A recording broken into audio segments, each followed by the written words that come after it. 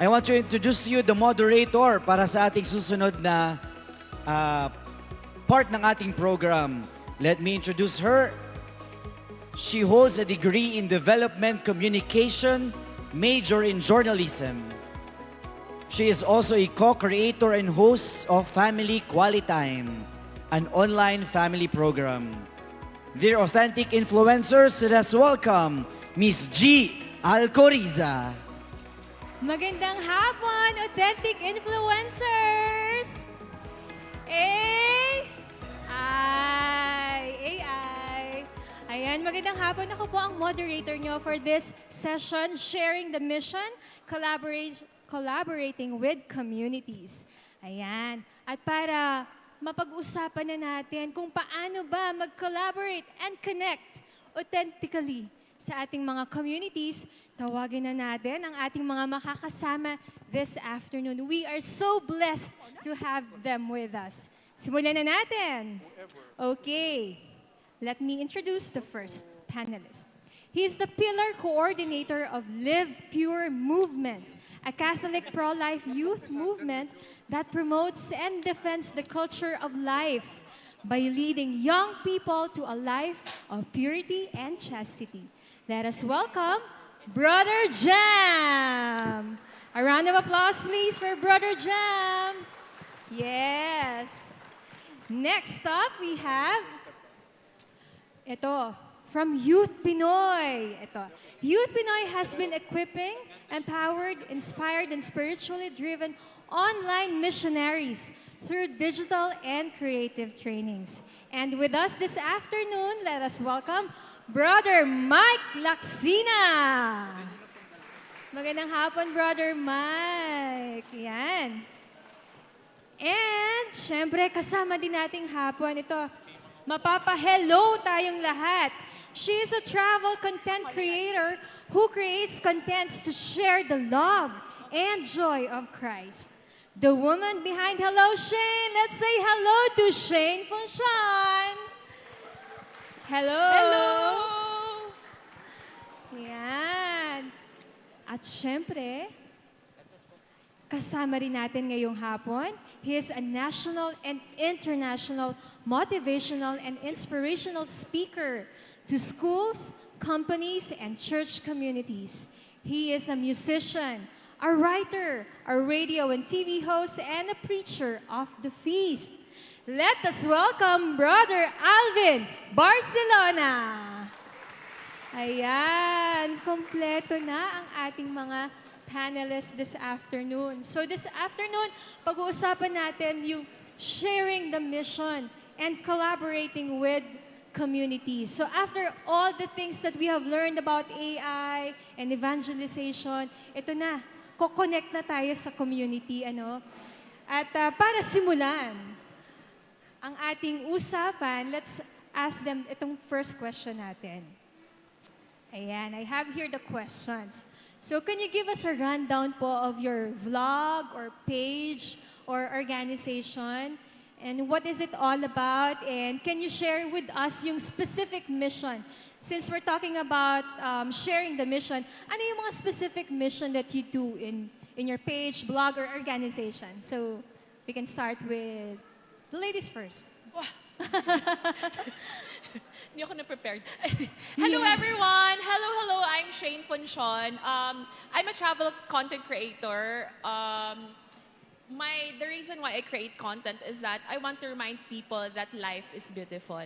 And I want to connect people. So very, very timely talaga ang topic ngayon because I want to utilize my platform to build connection sa mga tao. So I do travel contents through stories. And also, my mission is to help people have meaningful travels and making travels more convenient. So, yeah. That's beautiful. Meaningful travels. Yan. Thank you. How about Brother Jam? Good afternoon. My name is again Jam. I'm a missionary from the Live Pure movement.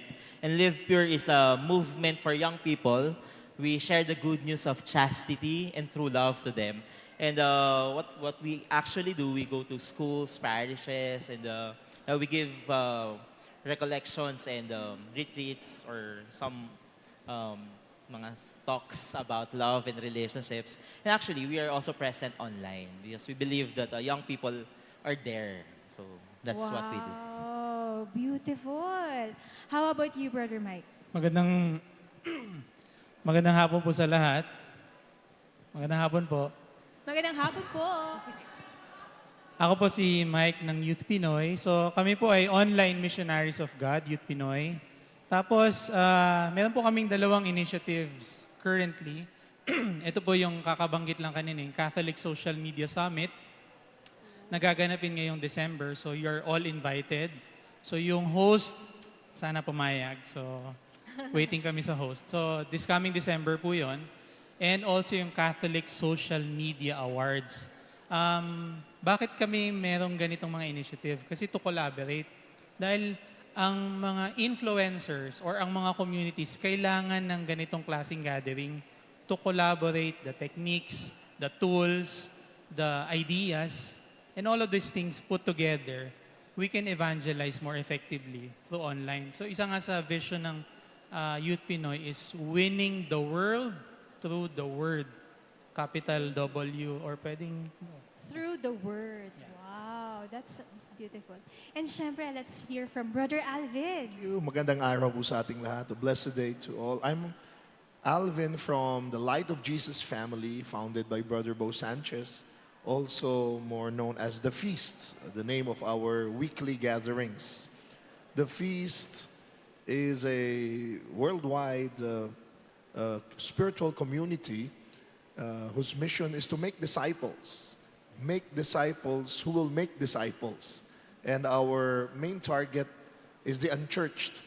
Kaya po yung aming mga gatherings ay nasa malls, nasa schools, at kung saan pwedeng dalhin ang simbahan sa mga tao.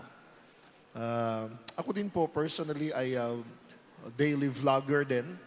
At ang aking handle ay tools ay music, at mga skits para patuloy na makakonekta, lalong-lalo na sa mga kabataan.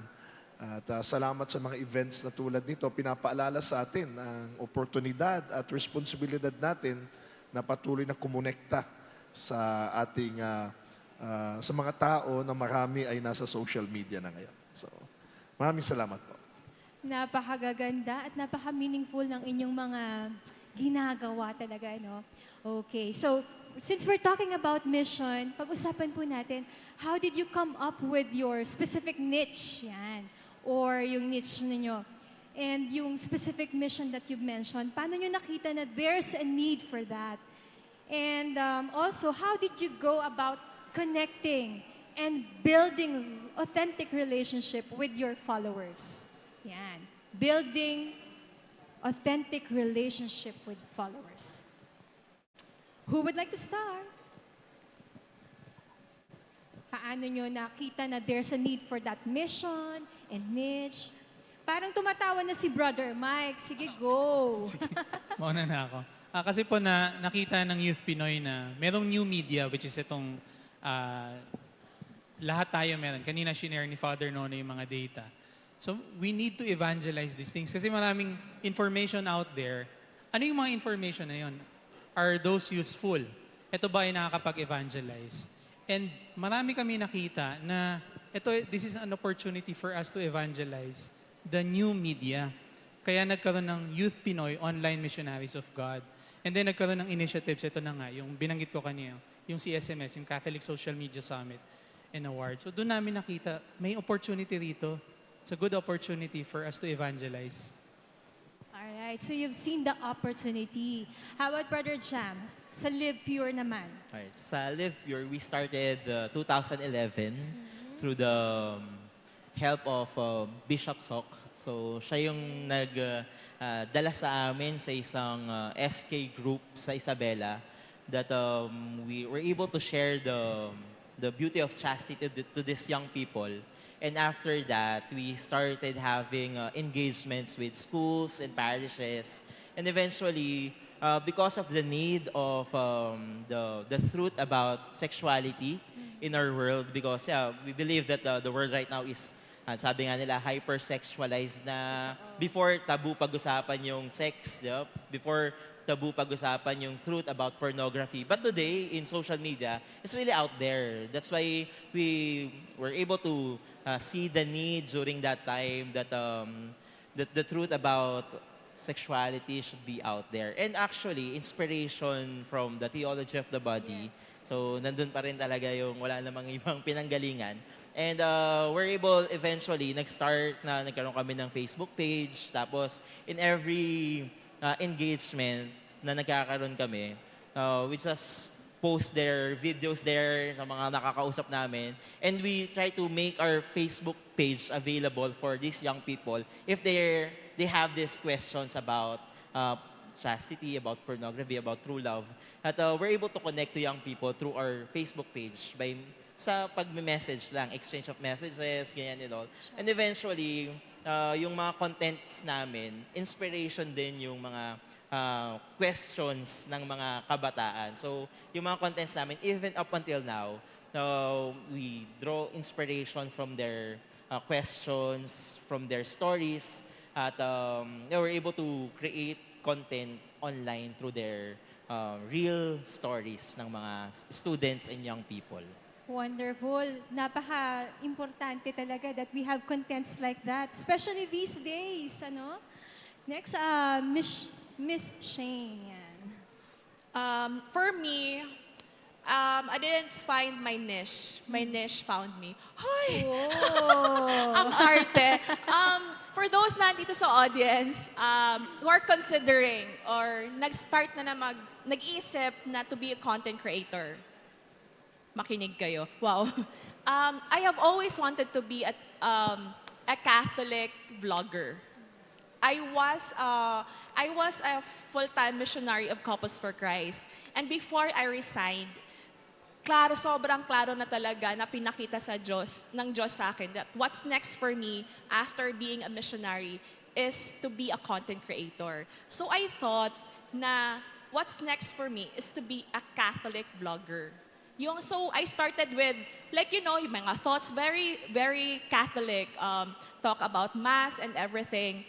And then, the Lord stripped me from my identity of being a missionary, a Catholic missionary. And I was left with, sino ba ako? And the core of who I am is really, I want to inspire people that life is beautiful. So, totoo talaga yun na my niche found me. Kasi, I've been sharing stories. I really want to give inspiration to people. And lalo na after pandemic, I think a lot of people are so seeking for something that will make them happy. Even tayo, right? Even tayo. So I was sharing inspiring stories, ganon. And then I reached a point that I got frustrated kasi sino dito ang who can relate na yung mga content na ginagawa mo na sobrang pinag-isipan, ginawa ng nag-tumbling ka na and all, pero ang baba ng reach, ang baba ng views. And that was my frustration then. But I traveled to Boracay and then I stayed in Boracay for a month. And para hindi ubos-ubos biyaya, I found ways for me to travel on a budget. And while seeking for stories to create content about, I posted a video about saan naabot ang 500 pesos mo sa Boracay. And it went very, very viral that people followed me because of my previous contents. Yung mga naipon na content, that inspirational content. So that's how I grew from 6,000 followers to 100,000 followers in 10 days. Because of one viral video and other valuable videos in the past. And so the Lord showed me that the way for me to expand my reach is to create travel content. And that's how I have become Hello Shane, the travel content creator. And now you have close to 1 million followers na. 700,000 followers. God. Yeah. Praise God. Praise God. Dagdag pa sila. Amen. Dagdag pa sila. So siguro mga Mga na, Shane, 700. follow me at Hello Shane. So mga plus 300 pa. Yes. Okay. How about Brother Alvin? nabanggit ko kanina yung The Light of Jesus, the feasts. Ang main target niya ay yung unchurched. So, the secular people, secular world. Medyo mabigat ang competition dyan You know, I'm also a teacher. I've been a teacher, educator for 40 years now. Kaya yan din ang nakikita natin sa mga estudyante natin, so much distractions. At yung social media ay isa sa mga distractions sa mga kabataan halimbawa. Pero ano ang nakikita natin yung sagot doon? Huwag mo siyang gawing kalaban, gawin mo kakampi. Si Facebook, si social media. Kaya dapat nandoon ka din. Pero ang dami mo nga kakumpetensya Ang dami mga more entertaining vlogs or videos. So, dapat sa ating evangelization, maging ganun din tayo. Ang rule ko dyan 3 C's Your content, your connectivity, your connection, tsaka yung caring mo sa kanila. Yung content mo dapat nakaka-connect. Dapat creative siya. Kasi kung hindi, ililipat ka kaagad di ba? Mga 1 second, 2 second view lang. Kaya ako, nabanggit ko kanina, music is one of my handles. Rockista kasi ako kaya kinapitalize ko yon. Dahil, di ba, sa report ni Father Nono kanina, 63% pa rin na nakikinig sa music So you use these tools. Tapos, nasa teatro ako, nasa film. So ginamit ko din yung mga skit-skit, mga artista. Which means you gather all means in order to get attention. Attention of people dahil nga billion ang competition mo pag ikaw you go on social media or online. Pero pangatlo, yung big word, authenticity. Yan yung third C ko, yung care. You care for your audience.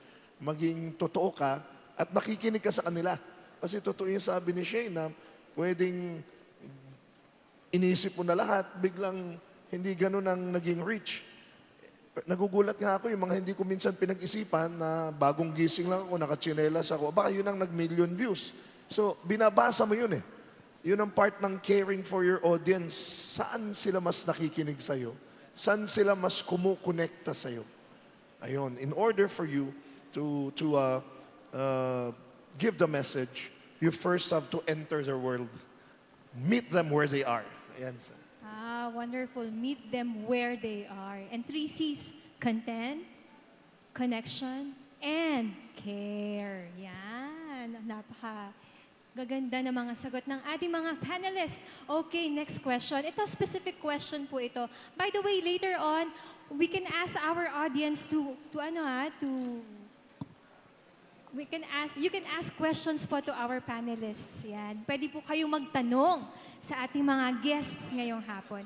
Ito specific for Live Pure and Youth Pinoy. Ito para po sa inyo ang aking katanungang ito. Mahirap daw ma-target ang young audiences. Ito talaga competition din talaga. Ang hirap nilang makuha ang atensyon.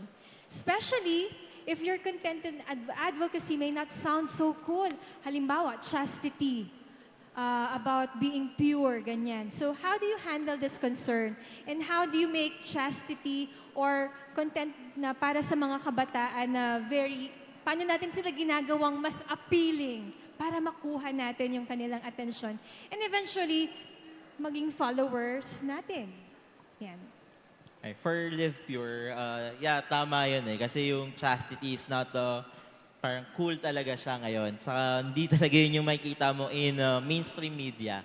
And we're able to connect to our followers and to young people through our content by pag-usapang love and relationships naman kasi. We believe that young people are into it. So we just start it by just presenting the idea of love. Kasi yung mga kabataan, basta pag-usapang love, ano talaga sila dyan? Mag-stay talaga sila. Game sila dyan. But when we talk about chastity na self-control, self-mastery, and all this other stuff, may hirap na yun na hard sell kasi yung message. But we're able to find kung ano ba yung pagsisell nung beauty and chastity through the way of beauty. Hindi condemning yung words, but at the same time, we're able to share the truth.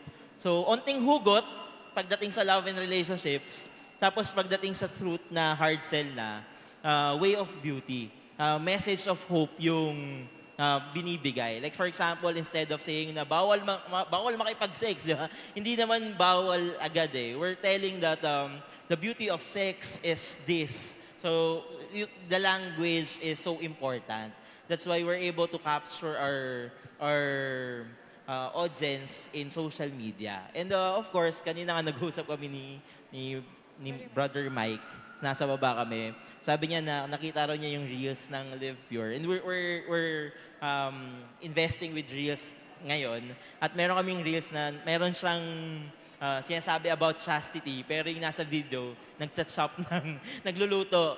We also follow the trends. And we go through the signs of times para kami rin, maka-adapt din kami kung nasan ba yung mga kabataan. Hindi lang yung language, pero at the same time, tama nga po yung sinabi ni Brother Alvin na kailangan creative din eh kung paano mo siya i-represent. So, may nagchat-shop, may nagluluto. So, nagtatagal sila dun sa video. But at the same time, they were able to listen to the message na merong sinasabi na audio dun sa video.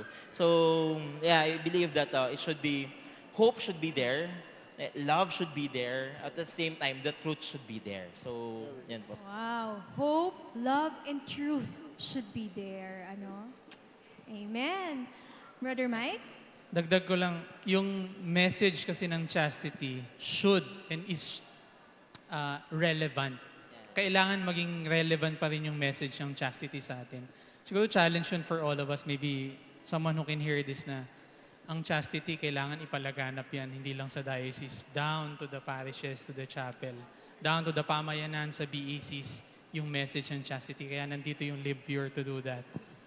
Sa Youth Pinoy naman po, kami po ang initially, we started yung magkaroon ng masterclass kasi naniniwala kami, after all these years of having Catholic Social Media Summit, nakita namin, before wala pang mga pages, ang mga diocese, ang mga shrine, nagkaroon. Pandemic, tas nagkaroon na ng social media team ang mga parokya, ang mga diocese. I'm sure many of you, nagsimula nung pandemic, marami rito na nagsimula nung pandemic, tapos ang dami nagsakripisyo. Tapos nakita namin, i-up natin yung game.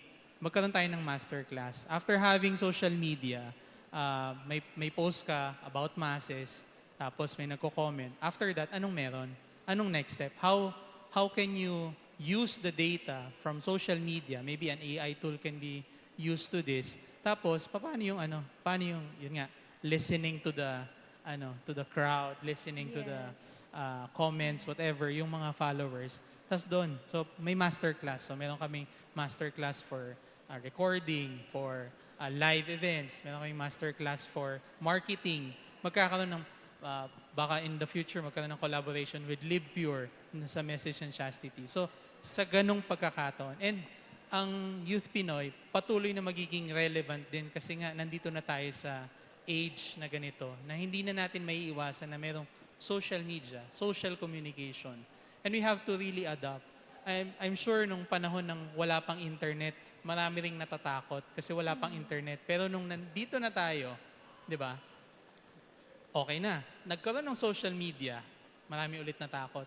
Nagkaroon ng AI, marami ulit natatakot. Pero I think darating tayo sa panahon na ginagamit na natin to. Because AI, social media, is an opportunity for us to do good. Again, this is a gift. This is a gift. And we can harness this gift to be of service to others.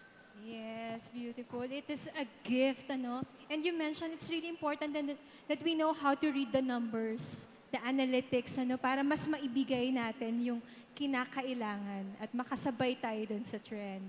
Beautiful. Okay, ito, specific question naman for Brother Alvin. For a community like Light of Jesus or The Feast, ang dami niyo pong kino-cover na mga ministries, Care for the elderly, helping women in crisis, disaster recovery, meron din yan, and other mercy ministries. All of this, meron silang strong online presence and large following. So, paano po ba ito minamanage? Itong ganitong karaming mga concerns, yung online presence nyo strong pa rin. Paano po ito anong sikreto para ma-manage po ito? Well, one secret aside from the grace of God, of course, is you put in champions, meaning yung talagang mag-advocate. Kaya for every mercy ministry, meron talagang, di ba, John Maxwell would say, everything rises and falls on leadership. Kaya meron ka talagang champion dyan, may mag-advocate niyan. Of course, aside from Brother Bo, who oversees everything, pero for example, sa aming He Cares Foundation, nandiyan si Jodine Sola. Kakaiba yung taong yun Iikot yun sa buong mundo para magsulisit para sa 800 na pinag-aaral niya at pinapakain niya tuwing Sabado So, ganun talaga So, yung presence sa social media, yung pag-raise ng funds, let's face it, dahil lang sa leadership, meron kang taong yayakapin yon at gagawin niyang buhay yon. Ganun din sa Anawim natin, for example, kung saan nangangalaga ng mga matatanda. Meron talagang mga taong nilaan na ang buhay nila doon.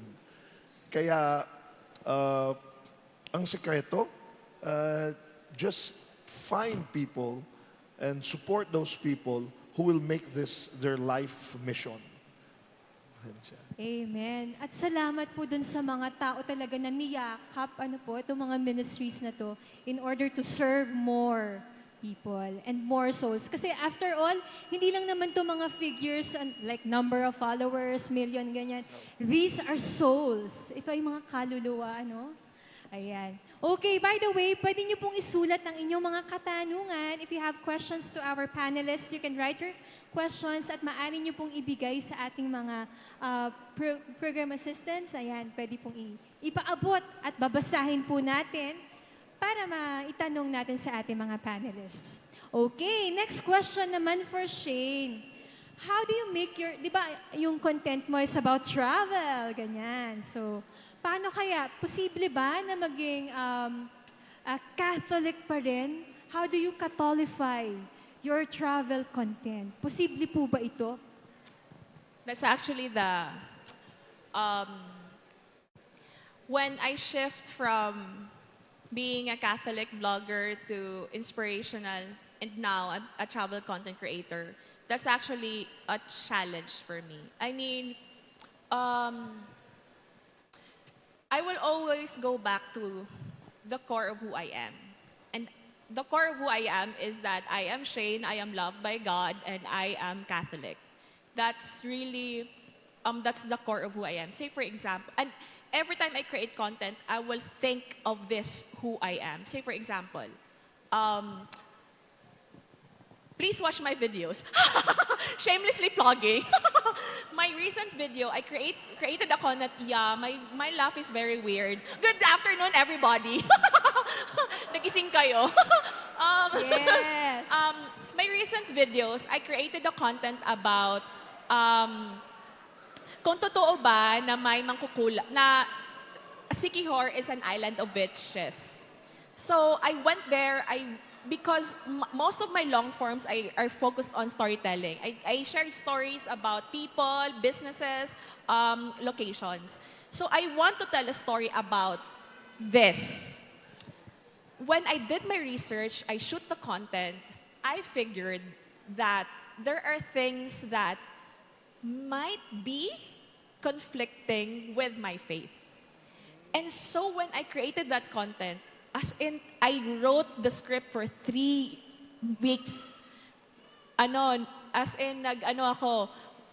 Nag-detach ako sa bundo for 3 days.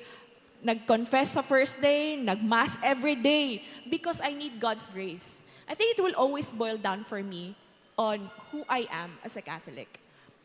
I'm telling you, friends, it's not easy. Fame and money, having a platform is not easy. Kaya, sige, lulubos-lubusin ko na to. I'm really asking dear priests or bishops to please support our Catholic content creators, whether they're creating Catholic content or mainstream, because it's not easy. It's so easy to forget who I am, my values and faith. But I will always go back to who I am. Kaya, in my videos, parang inaano ko din na I will always go back to ano bang gusto ko ikwento. I will share to them, kasi yung yung secure video ko, sinabi ko sa last na there are things that they are practicing that I, as a devout Catholic, there are things that they're practicing that I don't You don't agree I don't with. believe in. But that's their culture.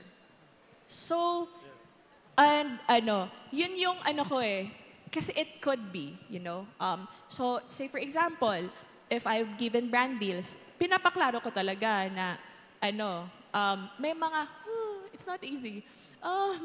Like brand deals na, because my brand is very, very mindful of my brands. There are brands that I don't work with them because it's against my faith. It's against my values of who I am.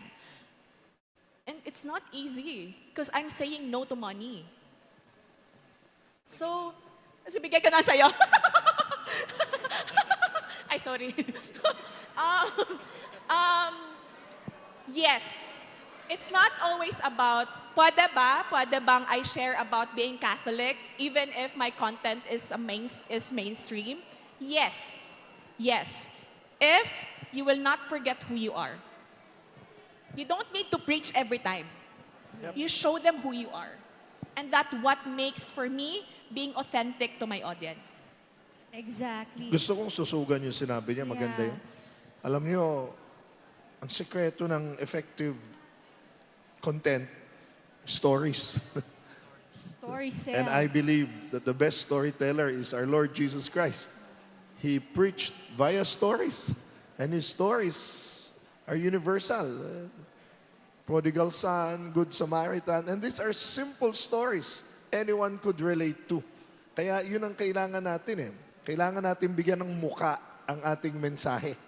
Kailangan natin lagyan ng kwento. Lalo na kung yung kwento, totoong kwento. Magbigay tayo ng sample ng kwentong buhay, mas lalong makaka-relate. So hindi lang tayo mga about principles, it's about people. Yes. Actually, I have seen one of your reels, Brother Alvin. Madami kang mga kwento. And dun mo talaga mahuhook.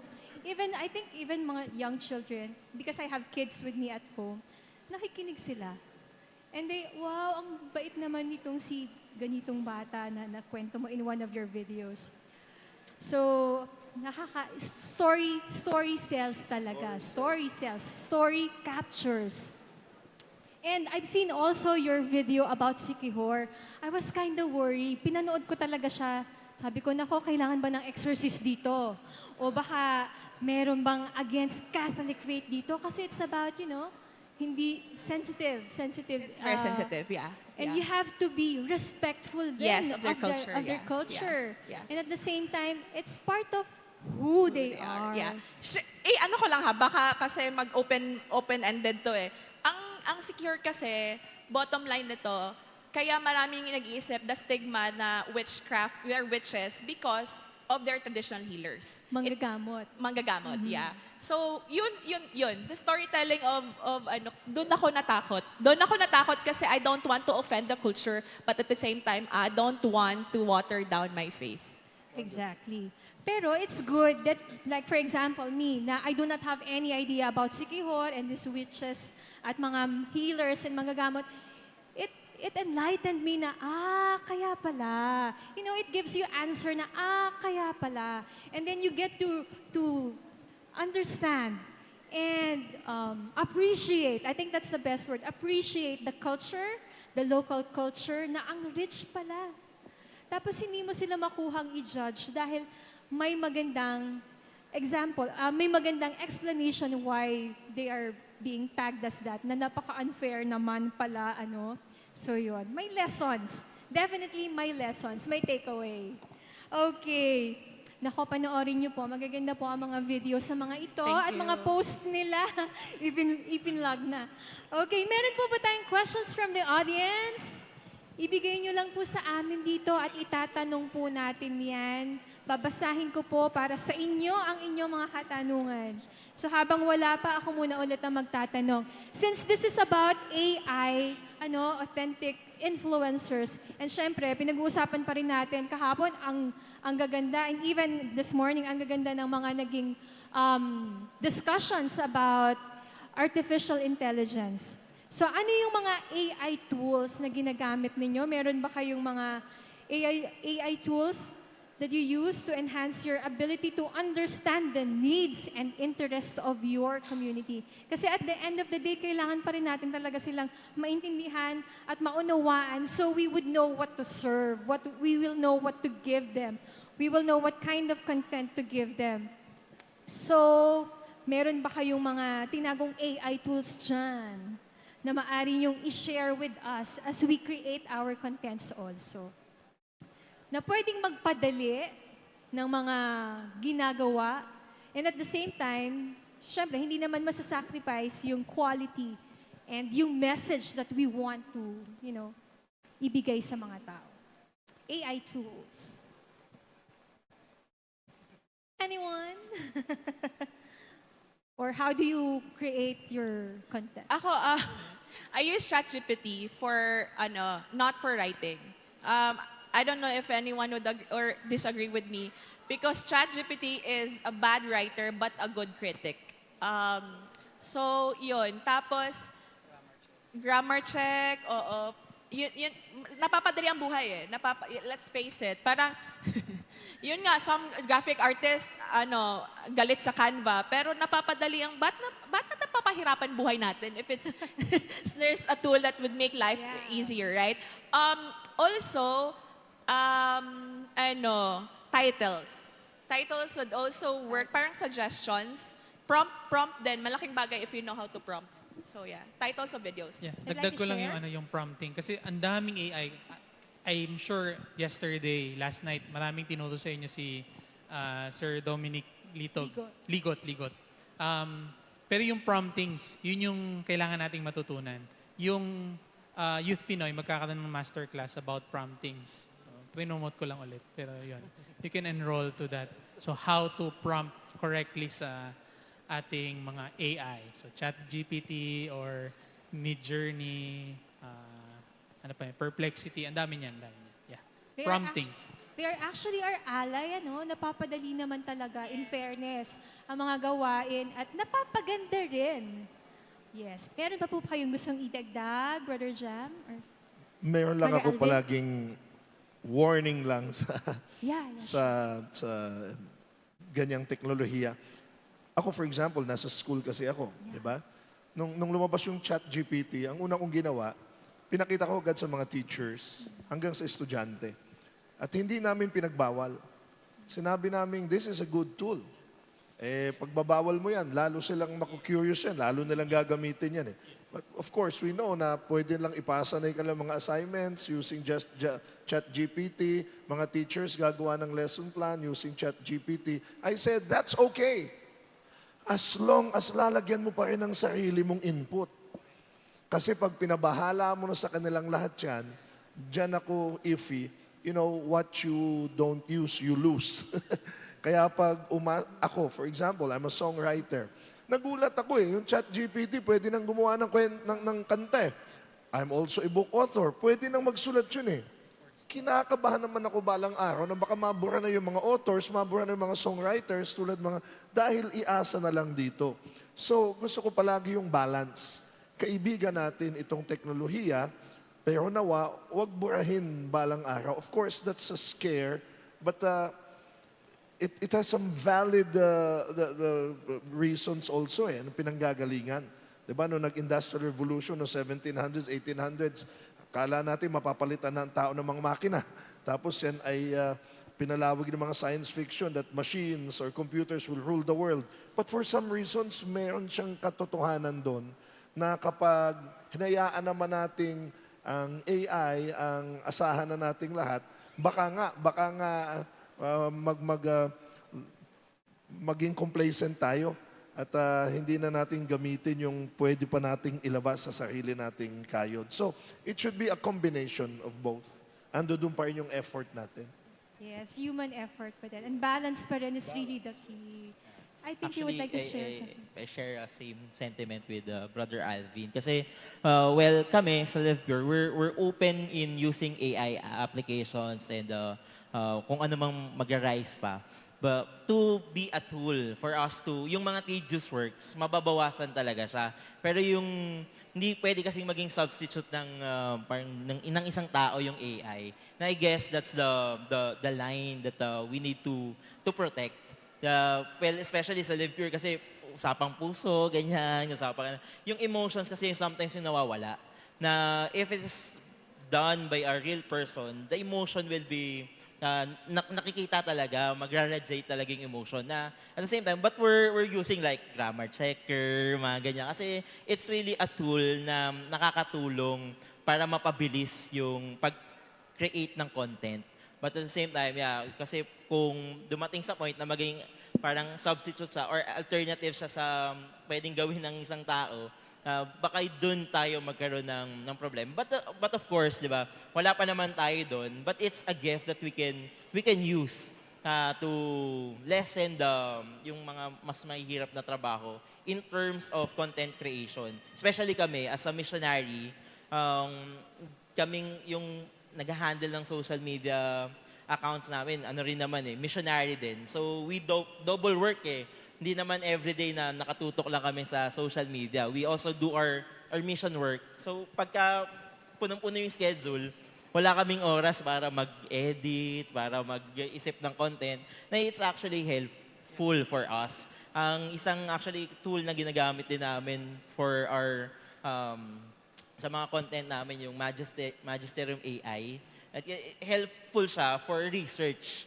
Kasi like we want to search for Catholic documents, ganyan, mga writings ng Pope, ganyan. So yun yung nakakatulong sa amin.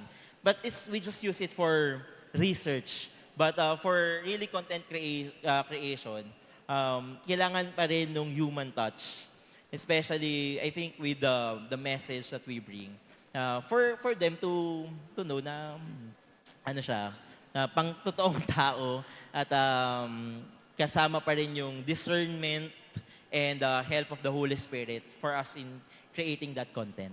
Yeah, tama yun. Still have to pour your heart out to it pa rin. And yung human touch pa rin talaga. May Definitely. 2Ds ako dyan So yung dalawang extreme. Let us not demonize change or technology. Kasi kahit noon yung TV, dinemonize natin yan, Yes. iba? Yung computer games, may buti naman palang dulot. Pero yung other extreme niyan, let us not dehumanize. Yes. Kasi baka naman mabura naman yung tao kapag inasa na natin. So we always go the golden mean, yung balance. Use this technology, but let us not erase what we can do. Yeah, tsaka parang double-edged sword siya, no? You can use it to destroy and use it for our own benefit. To build, yan. Meron tayong question from the audience. Ito, thank you po sa nagbigay ng question. Ano ang inyong pakiramdam kapag ginamit ng iba ang inyong content as theirs? Nako, issue to. At ano daw yung nararamdaman nyo kapag ginamit ng ibang tao ang inyong mga content? Sige, kami muna. Sige po, go ahead. Well, actually, hindi naman kami like parang, pinagdadamot yung content na meron Yes. sa social media. Of course, in social media, madaling mag-copy-paste na nga lang ng content. Tapos pwedeng mas-spread sa all over media. But of course, we pray that okay lang naman sa amin yun. Kasi we believe that sa mga post namin, sa mga contents namin, nandun may logo naman na Live Pure, ganyan. But we don't really we own this content, sa amin lang to. Kaya nga kami nagpunta sa social media kasi we really like that, believe that our call is to be there and more young people will hear the good news of chastity. So, dahil calling naman siya ni Lord na pumunta kami sa social media, hindi namin, of course, pagdadamot yung content. So, it's okay for Live Pure if kung saan man mapunta, parang kung kaninong group chat mapunta yung post namin or kaninong feed mapunta yung mga contents ng Live Pure. But of course, in terms of managing it, kasi pwedeng Kung ma-monetize, yeah, yun nga. Kasi, well, of course, kasi may ganun na ngayon Yes. di ba? May monetization na, ganyan, and all other stuff. But I believe naman, ano pa rin, it's it's for the mission. Kasi it's for the mission. As missionaries din naman din kami after the monetization. Of course, it will help the mission of Live Pure. It will help the movement. But of course, we're not for the money and the fame. We just like to, that young people will be inspired that chastity is possible. So kung mag-monetize siya, praise God, nakapag-monetize siya. Donation mo na Kung gusto lang niya yun. mag-donate sa Live Pure, tatanggapin namin. Buong puso namin tatanggapin yung donation. But if not, okay lang din. Wala namang problema. And hindi naman kami parang magagalit dun sa tao na yon. But if, like that, meron kaming experience na ganyan, na meron kaming friend na social media influencer siya, pinost niya without actually not sharing the post, but actually ginrab yung photos, pinost niya sa feed niya. Sobrang daming likes, like for just how many minutes, masa 1,000 na yung engagement nung post. Na kami actually, masaya pa kami dun. Kasi maraming kabataan ang mas naka-reach outside yung reach nung Facebook page namin. Our goal is to really share the goodness of chastity. So, At the end of the that's day, yung message pa rin talaga. yeah, It's yeah, the core. yung nandun pa rin naman eh. But of course, syempre, last na lang. Kasi yung message niya ng chastity minsan hard sell. Tapos prone kami mabash. Sexuality, truth, ganyan. So, I think doon na lang yung kailangan naming ma-manage, ma-control. Na, syempre, pwede kasing mag-backfire sa amin kung may ano man meron yung nailabas ng ibang tao. Kasi babalik siya sa movement. But of course, we're ready. We're ready to talk to that person. We're ready to dun sa mga bashers na yan. Kasi at the end of the day, si Jesus nga, Yeah. pinagdaanan na rin naman yung suffering. So, Okay. yeah, by the grace of Ayan. God. Thank you. I think Shane would like to share. Ako, something. pagdadamot ko, content ko yun pinagharapan ko. Ang hirap kayo umaura habang nagdo-drone. Correct. Kung mahulog ako. This is really the reality on social media. Anyone can grab your content. So I think, for me, I have to choose my battles. Sometimes, may mga talaga, parang at first, nung ginamit yung video ko, tapos gumawa ng page, tapos nag-grab ng mga videos ko, lahat ng mga videos ko sa Boracay, pambirang pating. Tapos na-realize ko, sobrang stress na stress ako at first. Tapos na-realize ko, ay okay, at least na may mukha ko. So brand ko pa rin yun. So, okay. We really have to choose our battles. It depende din kung anong effect nun. Kasi sometimes maisip ka na parang, ginamit yung content mo.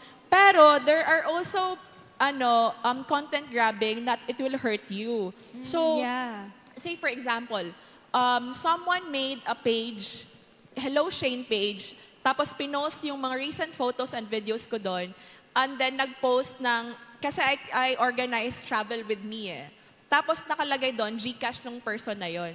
So, ang ginawa ko, pinamass report ko talaga siya. That's also one thing to have a very strong community kasi they will do things for you. Sometimes, yung mga followers ko na yung magsasend ng link na, hello Shane, ginamit ng video mo sa blah blah blah. So yun. Pero bottom line, you really have to choose battles. Hindi siya pang championship every time. Yeah. Sayang. Pero if Energy. they put you into a bad light or Yeah.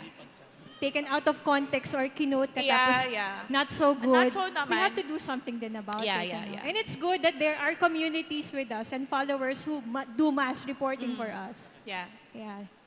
Meron Tama po yan, kayong gusto idagdag? yung malinaw ka dapat sa intention mo for posting or for going on social media. Kung ito talaga ay for professional purposes or for monetary, na hindi naman masama. People want to earn. Yun, protektahan mo yun. Ako, my songs are protected by PhilSCAP. No? Ako nga mismo, pag pinost ko yung kanta ko, namamute ako Kasi, totoo yun. Kasi nakaprotect yun sa Copyright. recording company. Naka-copyright ako. But if you're going out on an evangelization purpose, matutuwa ka pa kapag inulit yung kwento mo, yung style mo, yung skit mo, yung kanta mo. Dahil pag ikaw ay nagkalat ng salita ng Diyos, at yun nga ang purpose nun para ulit-ulitin at ikalat. So handa ka doon na dapat talagang ginawa mo yon para kumalat. Kopyahin, gamitin, at matutuwa ka nun na kumalat nga. Amen. Amen. Meron po tayong next question from the audience. Ito. To Miss Shane. Ito, does your travel blog influences, or has impact to the Catholics or to the faithful, especially in the propagation of faith? May impact ba daw or may effect sa mga Catholics or the faithful, especially in the propagation of faith? I think it's hard to answer that. It's not for me to tell, but it's my audience. I think it's not for me to tell, but it's my audience. Say for example, kaya minsan, like may nagtanong sa akin, I think, kung if I did ba daw pilgrimage na travel content. Sabi ko, not yet. Kasi I have a lot of, I have a number of, hindi naman a lot, but a number of, significant percentage of Muslim followers because I traveled to Zamboanga, Basilan, Sulu, and Tawi-Tawi. And I want to be more inclusive, para, I will show them that this is who I am a Catholic, this is my faith. Pero hindi every time, yun yung pinopost ko. So because they followed me because of my storytelling in the places that I traveled to. They followed me because of my travel contents. So, again, I will always go back to ask myself, what kind of influence would I be telling to people if I share this? Even my stories, I am very mindful, even my stories. Kasi the moment I post it, it's there eh. It's for everyone to consume eh. Si Bishop Junie nga, alam niya, nagkikickboxing ako. Napanood niya pala yung mga stories ko. See, we really don't know who are watching our stories. So, oo. And you know, sometimes they follow you because of you. Yes. Because Yeah. of who you are. Yeah. No? Hindi ko naman sinasabi na I'm not sharing my faith as a Catholic, no? Kasi why would I even post every time nagmamasa ko, I even post it.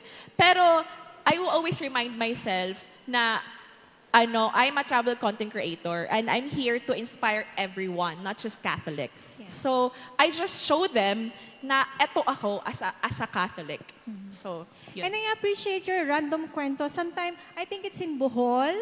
Yes. Nagsisikap yung mga magulang natin for Yeah. us.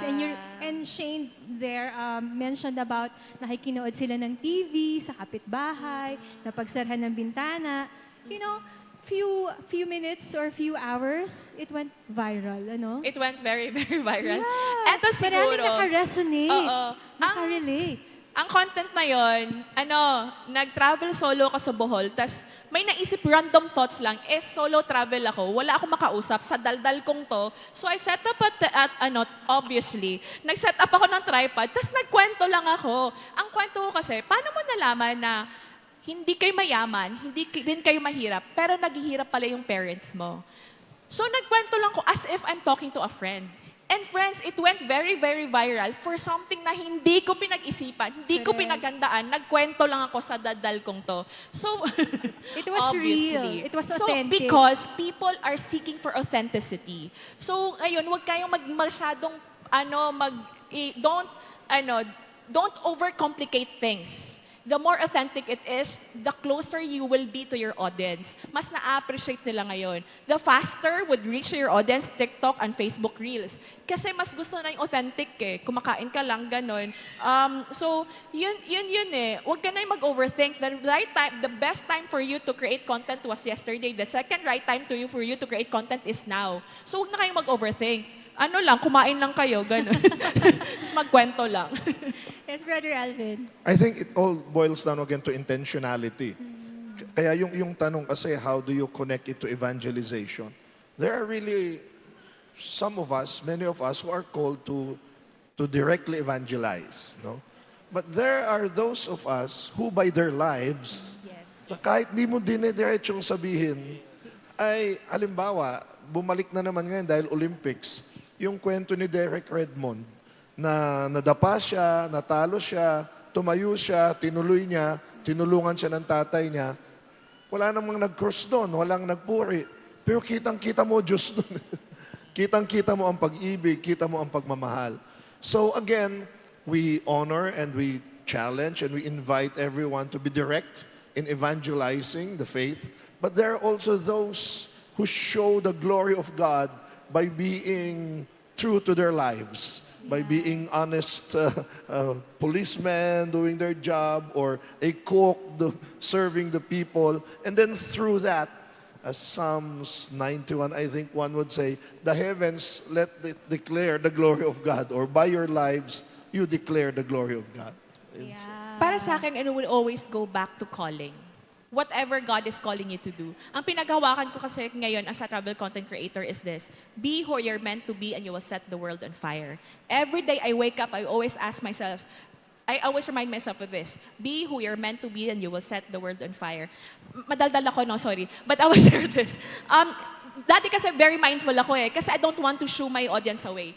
And then, ano din to, from someone who really grew up in a community, parang naisip ko lang last year to organize, connected din to sa building community, to organize a travel with me to Sagada. So, tapos mga followers ko, I think mga 3 vans kami, mga 28 yung who joined me. Tapos nag-travel lang kami, saya lang, ganon. Tapos at first parang, kasi may kasama kaming Muslim parang at first, papaisip ako, magdadasal ba ako, mag-sign of the cross ba ako, bahala kayo dyan, basta ako to, ganon. And on our last night, we just shared, parang bonfire siya. We just shared, parang prayer meeting. And then, it was really, I know for sure it was the Holy Spirit na bumulong sa akin, end it with a prayer. And I ended with a prayer.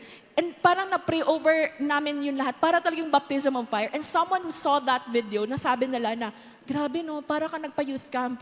Oo. So, again, it will always go back to your calling and be authentic to your call. Yeah. I think that's St. Catherine of Siena, no?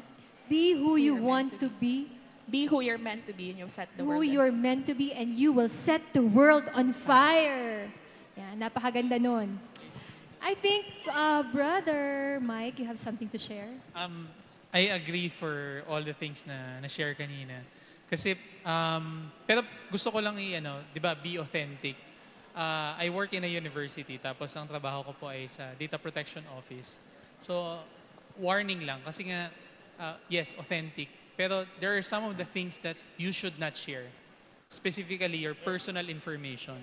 Kasi hindi mo alam. Data privacy. Merong mga tao dyan na naghahanap ng mga personal information mo tulad ng saan ka nakatira, email address mo. And those are the things, information na gagamitin nila for phishing, whatever it is na yung mga scam. Kaya careful lang. Gusto ko lang ibanggit yun out there. Yeah. Gusto ko Yeah, rin that's a good dagdagan yung sinabi reminder. nga na the call is always for authenticity. Pero not everything that's authentic to you is shareable. Yes. Baka naman yung pagiging authentic mo, sa'yo na lang yun. Baka it's not for public consumption, for example. Baka of not good taste na ito. Ano Example, po? yes. So, I also draw the line that not everything that we feel is true and good for us may be good and true for everyone. So, And that's ingat. why it's important yung discernment. You Yes. have to discern, is this really a good content? Yes. Will people, Yeah. may value ba ito sa mga tao? And whatever you share kasi is for public consumption Yeah. You have to remind yourself of that. Okay. Ito, another question. Kasi we're talking about sharing the mission and collaborating with communities. Ngayon, ang daming mga influencers na hindi Catholic, na they go to communities, may mga outreach program, may pa-GCash, namimigay ng pera. And may mga following tong malalaki kasi out of money, out of need.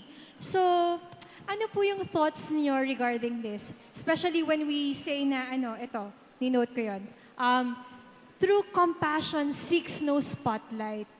At sabi din sa Bible, you don't let the left hand know what the right hand is doing. So, paano yun? How do we reconcile? Ano po yung thoughts niyo regarding this? Ako mayroon kaagad akong sagot dyan. Go ahead Oo. po. Una po sa lahat kasi, marami din sa atin nagreklamo na ang content sa social media ay malaswa o basura o walang kwenta. The best way to kill a bad idea is to replace it with a good idea. Kasi kung, we keep on cursing the dark, we have to light a candle. And tama ka, sinabi sa Biblia yan, na wag mo nang ipaalam sa kaliwa ang ginawa mo sa kanan. Pero Matthew 5:14-16 also says that let your good deeds be seen. And a city set on a hill cannot be hidden. When you light a lamp, you don't put it under the bowl. Pero ito yung operative word doon. Let others see your good deeds, so your Father in heaven will be glorified. Kasi po ako, I have no qualms in showing that we do good.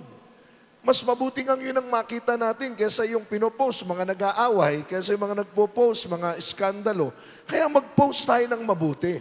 Anyway, it's the Lord who sees your heart. Kung ikaw, ginagamit mo lang yung para sa likes lang or pakitan tao, kayo na lang ng Diyos ang mag-usap dyan. Pero yung mga ginagawa yan, dahil gusto maka-inspire at makahawa, let me give you a quick story, baka yun ang napanood mo. Meron kaming nakita sa Cagayan de Oro na batang nag-aaral sa bangketa. Mahilig ako mag-shoot dahil gusto ko nga ng real stories, true story. In-interview ko siya, tinulungan namin, nag-viral. Of course, I get a few bashers na, di na dapat pinapakita yung pagtulong. Pero gusto ko malaman ninyo, dahil pinost ko yun, ang daming tumulong dun sa bata ay nakapagtapos siya ng high school at nagpapatuloy ang kanyang senior high dahil pinost ko at binahagi ko sa mundo itong kwentong ito. So in the end, it's God sees your heart. That's Samuel in the Old Testament. Nakikita niya ang puso mo. Kung ang gusto mo ay magpalaganap ng kabutihan ng Diyos at dakilain siya, go ahead, hayaan mo yung mga bashers. So, sa akin, go. Show the world the goodness and the greatness of God through your deeds. After all, si God ang gino-glorify natin. That's right. Yes! Okay. You'd like Ako to para share? sa akin, there's a thin line between helping the poor and abusing the poor, and that is intention. So, depende talaga sa intention mo. And if your intention is pure, then you will create your content na hindi nagmumukhang sobrang kawawa yung tao. Yeah. So, if you're doing content to be monetized, then God bless you. And the audience will see it naman. Yeah. Mararamdaman ng audience, ito for ano lang to, for pa-fame lang to. Ito, authentic to. Nakikita yung puso with our work. Yes, you'd like to share something? Naalala ko lang yung story kasi nga yung posting, giving money, etc. Normal naman yan sa parokya. Recently, nagkaroon ng bagyo. Tapos ang daming naging biktima. So, yung parokya, nag-gather ng mga donations, etc.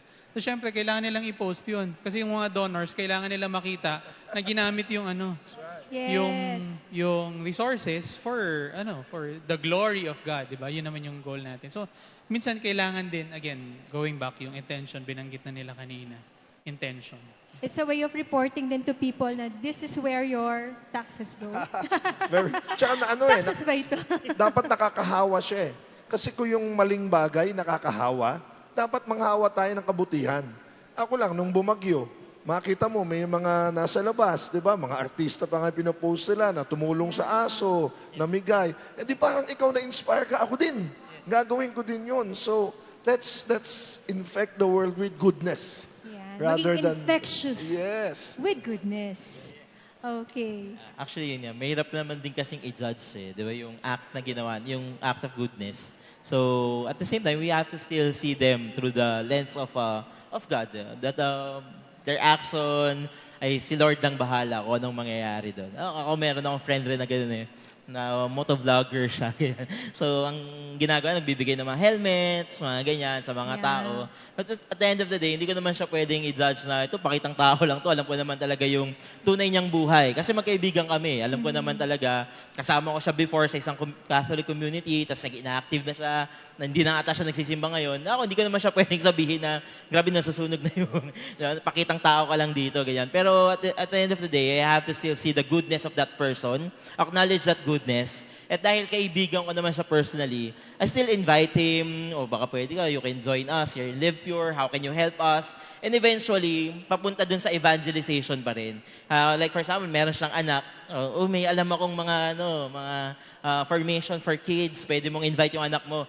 Kahit hindi siya pumupunta, kahit hindi naman talaga siya nakakasama, but at the same time, I still have that connection with him. kinakamusta ko pa rin siya, nagka-God bless ako sa kanya, sasabihin ko pa rin siyang, uy, mahal ka ni Lord, huwag mo kakalimutan. So at the end of the day, we're still able to evangelize. And I think, we have to see the good of that person.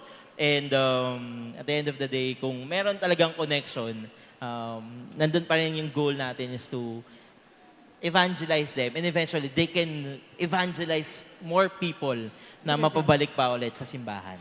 Okay, thank you. I think we have a question from our online viewers. We're gonna flash the question on screen. Ito, from Diocese of Palo, Justin Navelgas. How do you handle bashers or haters that it will not affect or trigger you nor your followers? Ayan. Paano daw po i-handle ang mga bashers? Mga haters, isama na rin ang mga posers. What do we say? Asaya ako muna. Well, us from Live Pure, kasi meron kaming mga contents talaga na hard truths. Like, for example, about the truth about homosexuality in the church, ganyan. Of course, hindi naman naaalis yung teaching ng Catholic faith. Nandun pa rin naman eh. And we still believe, sa language namin, hindi naman nakakondemn sa mga friends who have same-sex attraction. Pero, of course, iba-iba yung perspective ng mga tao. May mga nagko-comment na, bakit ganito yung sinasabi ninyo? Bakit parang mali yan? Wala ba kayong parang puso? Judgmental kayo. Judgmental kayo, ganyan. Lahat ng yon. At the end of the day, minsan, sabi nga kanina na we have to choose our battles. Even with our bashers. Yung iba, pwede nating replyan. Yung iba, pwedeng hindi naman na. But all we need to do is to pray for them. Kasi if we're able to win an argument dun sa comment section, ang tanong doon, is it pleasing to the Lord? Kasi baka I'm just parang, ako tama, mali ka, ako tama. Di ba? Pag gaganda naman, medyo magiging iba na yung, magbabackfire yun lahat eh. Magbabackfire lahat. So, at the end of the day, we pray for them. The Lord, bahala na si Lord kung paano mangyari. But specifically, we really have to pray for that person. For his conversion, or her conversion, but at the end of the day, kami rin, kailangan namin ipagdasal yung mga sarili namin na, Lord, teach us more paano pa namin mako-connect at masasabi yung ito na matatanggap ng mga tao. So, Okay, thank huwag you. agad i-unfriend. Brother Alvin, you want to share something? Kami na nila, Brother Bo, nagkwentuhan kami about bashers. Nagpaparamihan kami basher. Kasi sabi nila, pag may basher ka na daw, abay, you've arrived.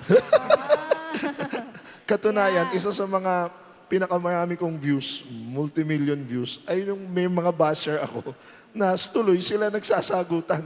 Noon kasi, patola ako pinapatulan ko o kaya binaban ko na lang o binablock ko, lalo na pag ang tinitira na yung faith ko. Okay lang kung ako pero pag tinira na yung pagiging katoliko ko, pag nakita si Mama Mary, minsan sinasagot ko or binablock ko. Pero ngayon, minsan hinahayaan ko kasi lalong nagkakaroon ng traction. Lalo sila nagsasagutan. O sige, Engagement. bash pa more, engage pa. But I seriously, I believe that you really have to choose your battles. There are moments that you shouldn't just be quiet.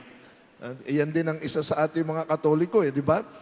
May mga panahon na hayaan natin, pero may mga panahon dapat tayo magsalita. Di ba? Huwag naman natin hayaan lang na nilalapastangan ng ating pananampalataya. Pero may mga panahon din na dapat tumahimik na lang tayo because there's no sense in wasting time with these people. They might just be a blank wall, or a brick wall. Wala nang magagawa. Yun lang. Yeah, thank you for that. Meron ko sikreto. Bashers are good for engagement. Yeah. Engagement. My first viral video is because I got bashed very, very bad. Kasi nung sinabi ko, sana abot ang 500 pesos sa Boracay. Tapos most of them, mga comments doon, as in, mura level talaga na, 500 ang binayad mo, paano ka pumunta dyan? Lumipad ka ba? Ganun. Saan ka natulog sa Dalampasigan? I was like, ako bang mali? But because maraming bashers, so mataas yung engagement, ito talaga reminder, no? I think I take bashing as God's way for me to stay rooted. Because sometimes, if we have to be very honest with ourselves, may mga negative comments kasi that should make us think.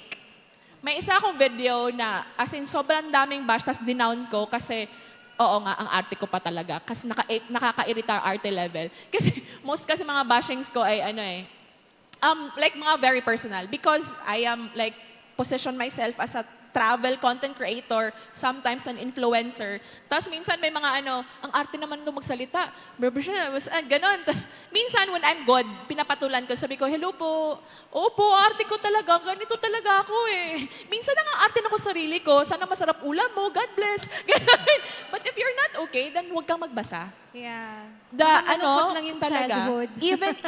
even talaga social media team, content creation or creating content or putting yourself out there or even your team message, it can drain you talaga.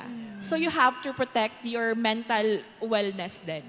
So choose your battles. Ayan. Nako, few minutes na lang tayo. Ito, last question for everyone. Ano yung real stories that you can share with us? Kung saan masasabi nyo na this is really more than an online vlog or page or community na na-bridge na talaga yung online world at yung buhay ninyo sa likod ng camera and social media. And idagdag ko na rin, bilang mga digital shepherds, how do you keep your flock and how do you grow it pa?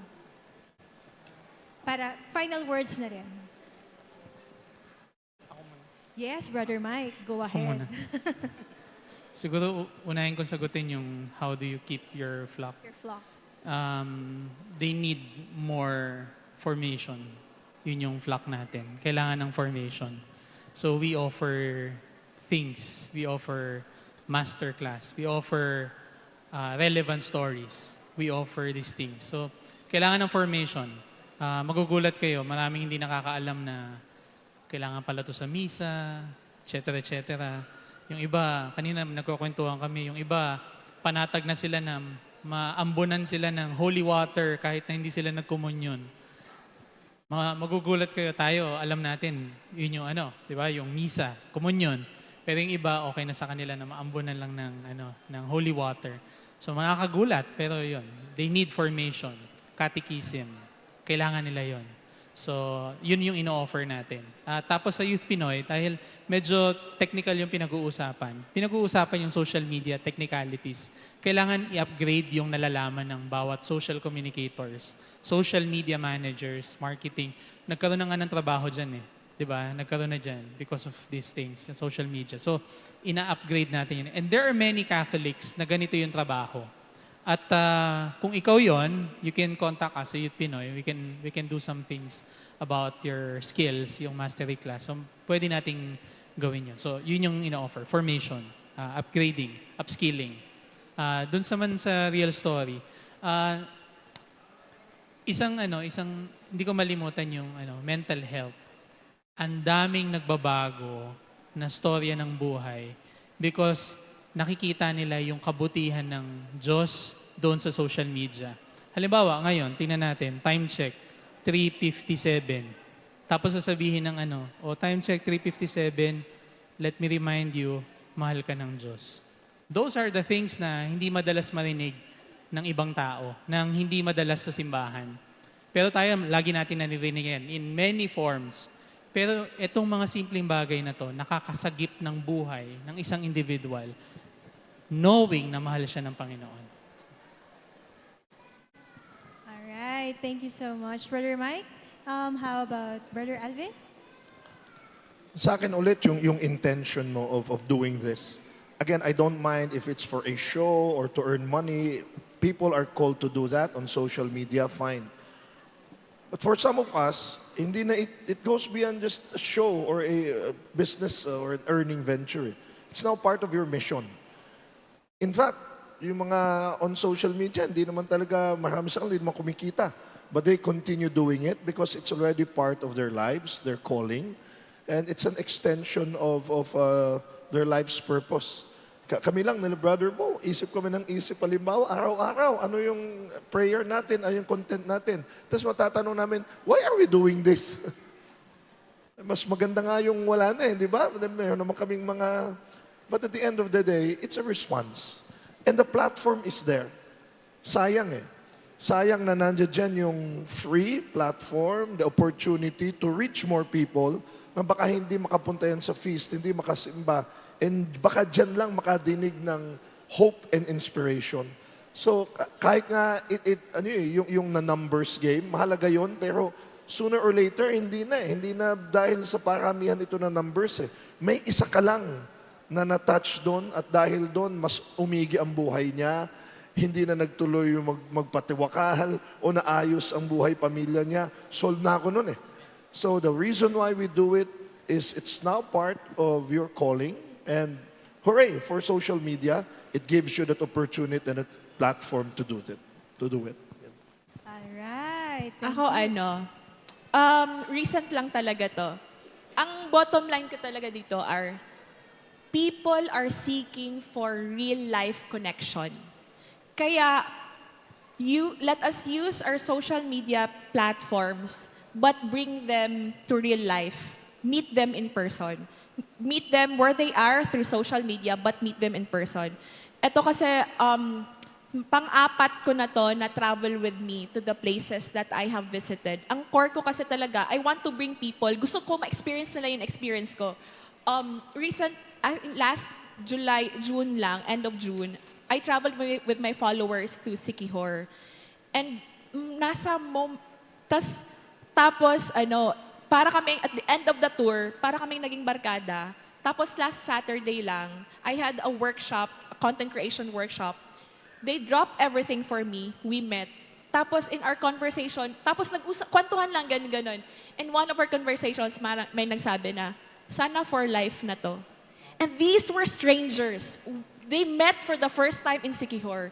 My point is that yun talaga sa akin na, I'm building a community.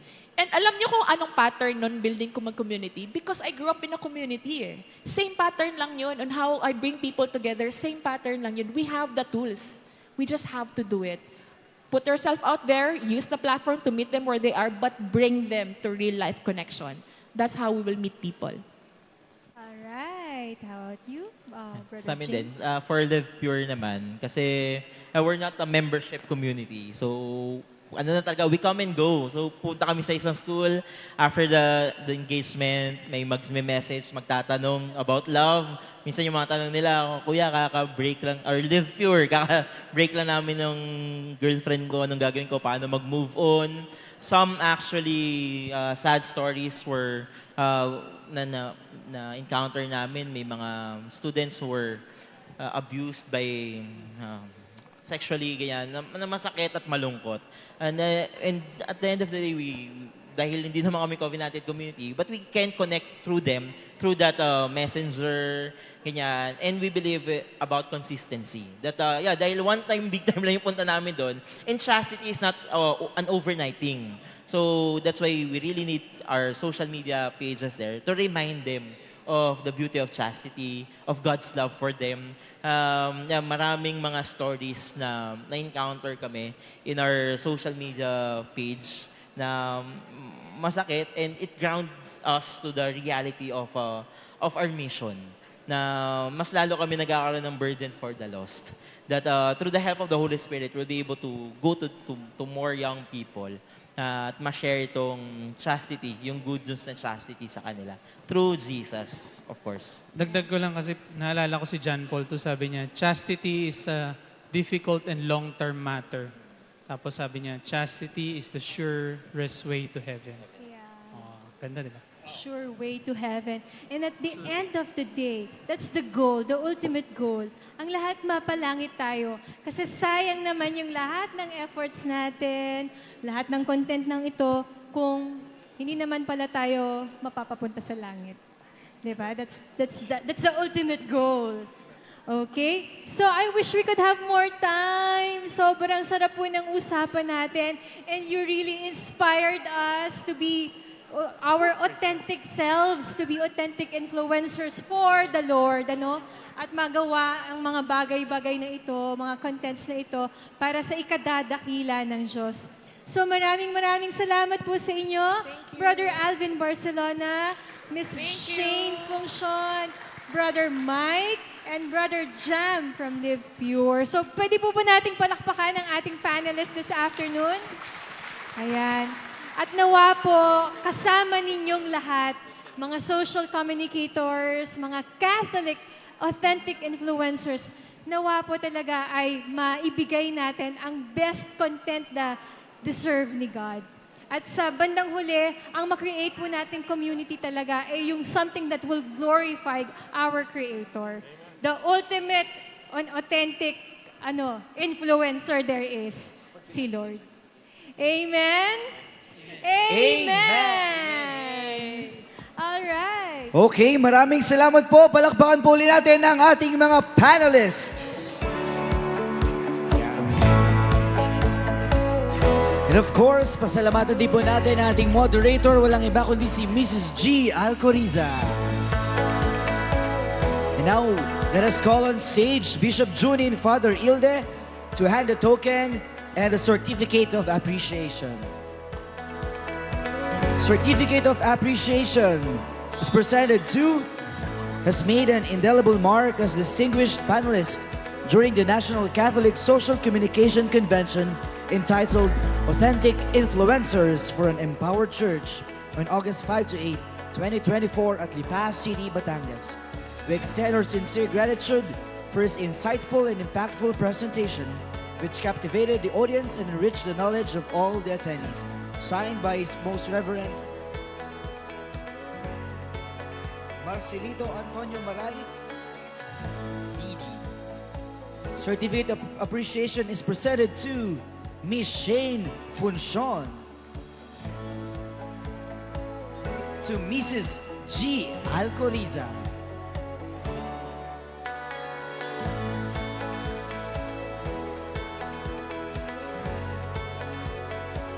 Miss Shane Funcion,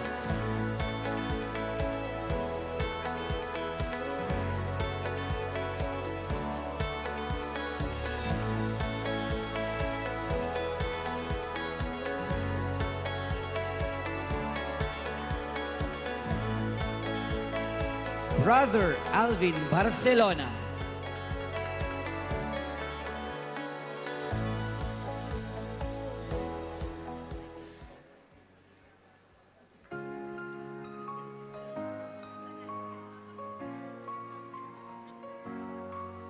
In the heart of Batangas, let us see each other. We're the National Catholic Social Communication. Mr. James Michelson To the eighth of from Live Pure Movement. light, to embrace our mission to spread the truth so bright. Oh, we are the authentic influencers, guided by faith. We are the communicators for the Catholic Mr. Michael Maxina from Youth Pinoy. love in every single way. In the digital age where words hold great power, we carry the torch in the sacred hour. Once again, palakpakan po natin ang ating mga panelists at ang ating pong moderator. For all to view. Ngayon po, inanyahan po kayong lahat, ang ating mga panelists and moderators para sa isang photo opportunity. May our message resonate Isang A muna dyan! as we strive to fulfill our sacred role. Oh, Ngayon po, please gather po sa gitna for our photo op. influencers guided by faith. Photo opportunity muna po para po sa ating mga panelists Church, and moderators. a message of love in every single Photo opportunity po.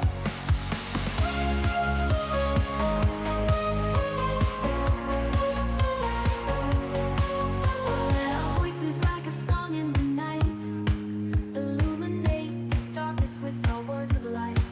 May our message resonate in every heart and soul as we strive to fulfill our sacred role. Palakpakan po uli natin silang lahat.